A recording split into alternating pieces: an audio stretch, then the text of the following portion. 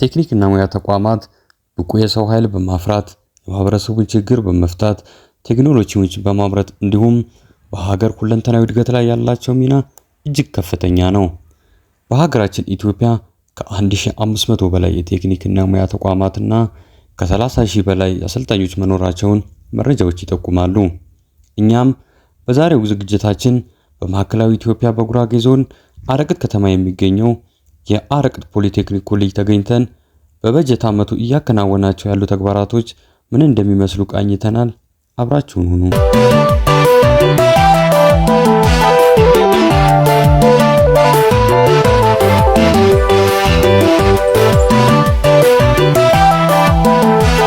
ታበደው ይባላል። የኮሌጁ ዲን ነኝ።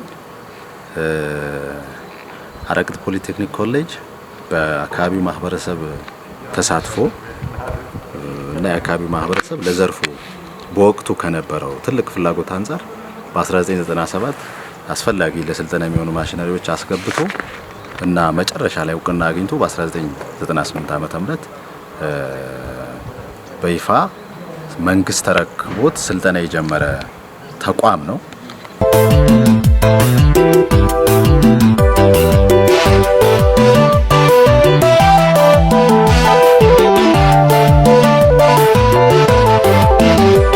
በሶስት የሙያ ዘርፎች 48 ሰልጣኞችን ይዞ ስራውን አንድ ብሎ የጀመረው ተቋሙ እስከ 2006 ዓ.ም ድረስ የተቋሙን ስሙን ይዞ መቆየቱን አጫውተውናል። አቶ አንጋፋ ተቋም ነው። በወቅቱ በሶስት የሙያ ዘርፎች ወደ 47-48 የሚጠጉ ሰልጣኞች ይዞ ነው ስልጠና የጀመረው።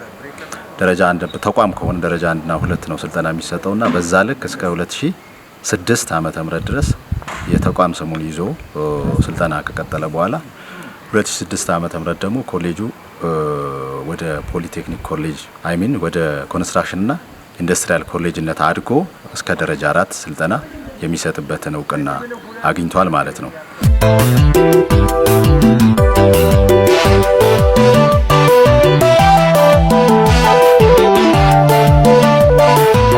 በ2006 ወደ ኮንስትራክሽን እና ኢንዱስትሪያል ኮሌጅ እንዲያድግ ቀድሞ ደቡብ ክልል ሰፊ ኢንቨስትመንት አድርጓል። ኮሌጁ የማስፋፋያ ግንባታ ተጨማሪ ዲፓርትመንቶች ተከፍተው ነው ወደ ኮንስትራክሽን ኢንዱስትሪያል ኮሌጅ የሆነው።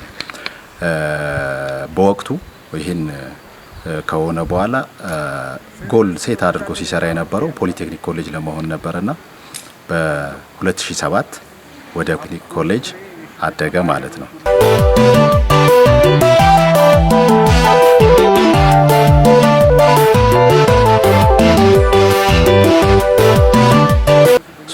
ኮሌጁ ከተመሰረተበት ጊዜ አንስቶ ባለው እድገቱ አመጣጡ ጥሩ ቢሆንም ግን ደግሞ አጠቃላይ የውስጥ አቅሙና ፍጥነቱ በቂ ነው ብለን አንወስድም። አሁንና ካሁን በኋላ ያለፉት ዝግመታዊ የሆኑ ለውጦችን በሚክስ መልኩ በፍጥነት አንደኛ ሳተላይት ኮሌጅ እንዲሆን ሲቀጥል ኢትዮጵያ ውስጥ ካሉ ቴክኒክና ሙያ ኮሌጆች በተመረጡ አካባቢው ላይ ፖቴንሻል በሆኑ በተመረጡ የሙያ ዘርፎች ላይ ታዋቂ ስልጠና የሚሰጥ ኮሌጅ እንዲሆን ነው እየሰራን ያለ ነው በአሁኑ ሰዓት።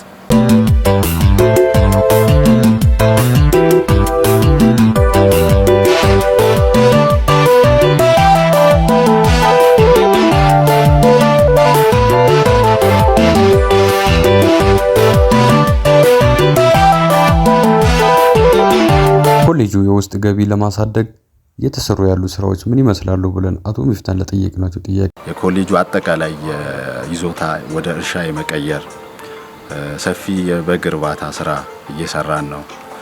ተገንብተው ሾፖች አግባብ ያለው አገልግሎት መስጠት ስላለባቸው ኮንስትራክሽን ሾፕ ሰፊ ሾፕ ነው። ያን ሾፕ ለከተማውም ከከተማም ውጭ ለሆነ ማህበረሰብ የብሎኬት ምርት እያመረትን እየሸጥን እንገኛለን።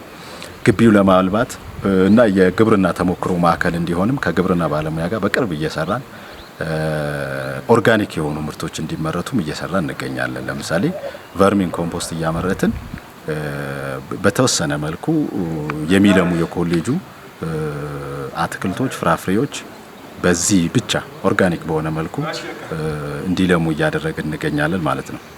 በአጠቃላይ ውስጥ አቅም ሲዳብር የቴክኒክና ሙያ ስልጠና ጥራት ይጨምራል የሚለው ኮንሴፕት ለማጠናከር እየሰራን ነው። ምክንያቱም ቴክኒክና ሙያ በጣም ካፒታል ኢንቴንሲቭ ነው፣ ሰፊ ኢንቨስትመንት የሚጠይቅ ነው።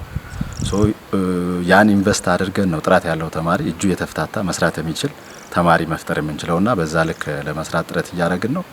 ትልቁ ኮሌጁ የተቋቋመለት ሌላኛው ሚሽን ደግሞ ስልጠና ነው። ስልጠና በመደበኛ ባጫጭር በማታ ቅዳሜና እሁድ መስጠት ለቴክኒክና ሙያ የተሰጠ ተልእኮ ነው። ከስልጠና በኋላ ደግሞ ምዘና አለ። ብቃታቸው በምዘና ማረጋገጥና ማስመረቅ የምንሰራቸው ቋሚ ስራዎች ናቸው። ከዚህ አንጻር በዘንድሮ ዓመት ካምና አቻምና የተሻለ ቀበላ ቁጥር አለን። ግን ደግሞ 12ኛ ክፍል ተፈትነው ማርኬት ላይ ካሉ ተማሪ ቁጥር አንጻር ወጣት ቁጥር አንጻር በቂ አይደለም። አሁንም እንደ ማህበረሰብ ተማሪዎች ትምህርታቸው 12ኛ ክፍል ጨርሰው ወደ ከተማ እየፈለሱ ከመሆኑ ጋር ተያይዞ መተጋገዝ ይጠይቃል።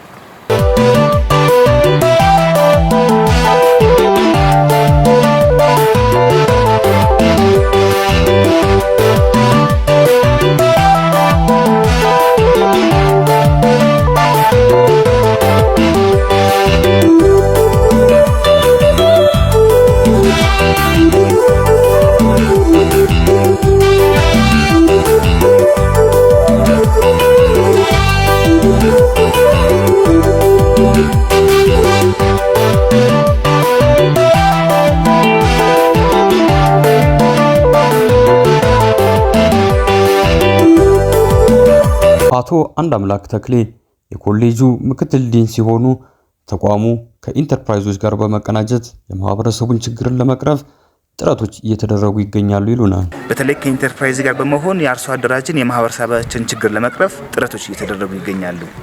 እንደሚታወቀው ባለድርሻ አካላትን በተገኙበት ከኢንተርፕራይዝ ጋር በጋራ ሆነን ያሰራነው ቴክኖሎጂ አለ። እሱ ቴክኖሎጂ ላይ ማህበረሰቡ ጋር ዘንድሮ አገልግሎት እየሰጠ ችግርም እየፈታ ይገኛል። እስከ ቅርብ ጊዜ በኦርደር ስራ ሲሰራ እንደነበረ ያው የከተማ ማህበረሰብ ያውቃል።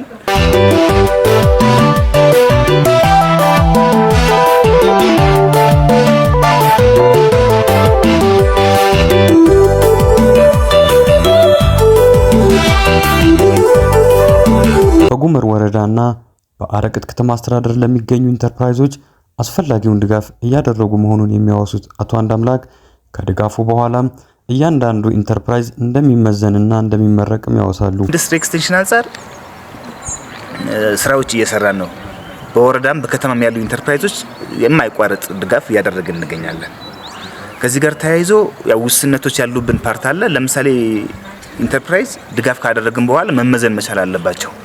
እኛ ጋር ያለው ከምዘና ጋር ውስንነት አለ። ምናልባት በዘንድሮ ዓመት አሁን ለአንድ ዙር ለማስመዘን እስከ 50 የሚሆኑ ኢንተርፕራይዞች ዝግጅታችን ጨርሰን በቅርቡ እናስመዝናለን ብለን እንጠብቃለን።